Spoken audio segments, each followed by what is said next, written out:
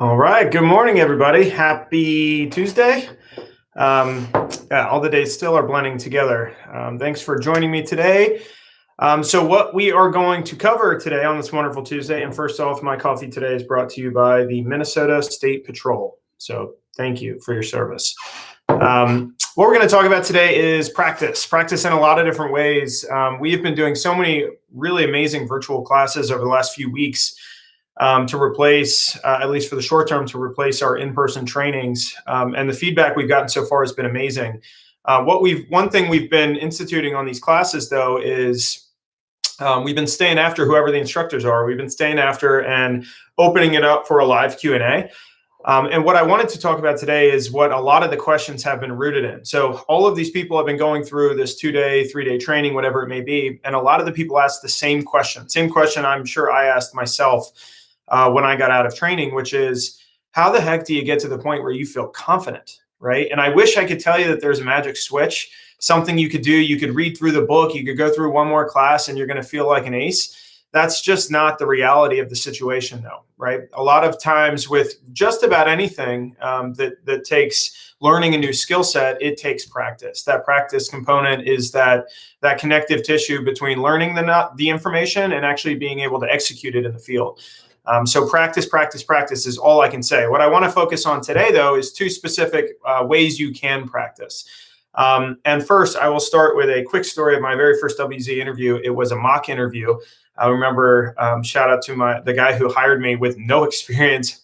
He hired me, so fortunately he saw something. Mike Nagahazi, I remember I was in his office and we were going through the very first, I'd never done any WZ interview. I just finished the class in Charlotte. And I had my workbook on Mike's desk to my right. And Mike's like, okay, here's your hypothetical case, go for it. And I got like 5 minutes into it. I probably got through step 5. And I couldn't remember what the heck I was supposed to say next. And so he's looking at me, and then I just like awkwardly opened up my book, and he's like, you can't do that. So everybody goes through it, right? You got to practice, you got to get comfortable with the material. And I promise you, if you practice it, you will be shocked at how savvy you will get at just being able to navigate your way through the steps. And then pivot when you get really comfortable, pivot through different types of methodologies in the same conversation. Okay, so two things. First is the rationalization.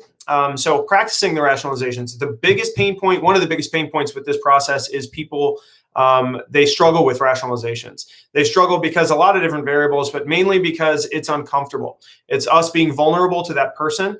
And it's us also having to kind of think on our feet in the moment and tell a story that's relevant to that case. So the best way to practice rationalizations is to think about, at least the way I did this, is to take real life cases, real life situations. A really great example, right before I moved from Wilmington to Chicago, there was a gang shooting. There was a guy I think he was like 19 years old, shot a 46. Things could I try to do to make that, to bridge that gap with this individual? And the first thing that came to me, and this is a real simple one, that's why I'm giving it to you, but peer pressure. Right? If there's a type of gang situation, or if there's a situation that you have where someone's brought into a situation at work and other people were involved and they brought this individual into their mix, peer pressure is an obvious choice. But take real life scenarios, real life cases, and ask yourself, if I was the primary interviewer, with the baseline level of information I have about the case and the baseline level of information I have about the person, what type of story could I bridge, could I create and tell in a way that really helps connect me to that individual, that humanizes me in their eyes? And that's the goal of the stories. But you got to practice, right? I write them out. The state story moral link for completely random cases that I'm never even going to interview. I still sit down and I'll write them out if I'm going through and I'm practicing. It's the best way to get your feet wet with it.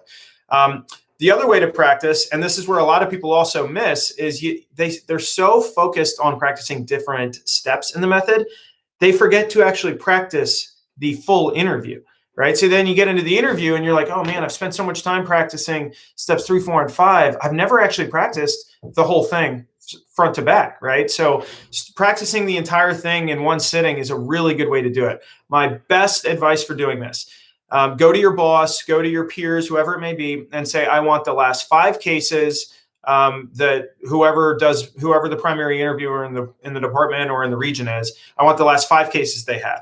Give me those 5 cases, make them to get comfortable, make them cases that were legitimate based off evidence where they were able to obtain truthful admissions. Get the pre-interview recap. So that is just the evidence of the case that warranted the conversation to begin with. Get that case, go through it, prepare your outline, right? Create an investigative outline just as though you would for the real interview, and then have somebody, whether it's the person who actually did the interview or if it's your boss or somebody else you're comfortable with, HR, whoever it may be, have them serve as the mock interviewee, right? So then you are going to interview them with the case information from an actual case. And then you want them to orchestrate just based off how you're delivering the information. And the most important thing that you need to do, if you're going to do this for practice, you have to tell the person that's interviewing or that you're interviewing, your peer, your boss, whoever it may be, you want as transparent critical feedback as you can possibly get.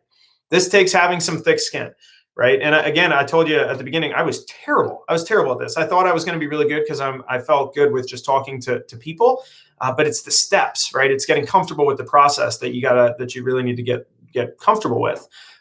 So ask them for transparent feedback. My feedback that I received was always, you're impatient, so you need to slow down. You need to make sure that you're not losing your patience, you're not losing your cool, you're maintaining your empathetic tone. That was the primary piece that I would get. And then also I would result to showing evidence too early. And that again falls back on patience, right? So you got to ask them for transparent critical feedback. That is so helpful to improve, as well as positive feedback, right? What are you doing right? So you know what you can leverage to improve the areas where you're struggling. But those are my two suggestions for you. But the bottom line, the theme of this entire thing is you got to practice. There is no magic button. I promise you, every instructor at this company, when they started, they were awful. There's no way around it. This is just how it works.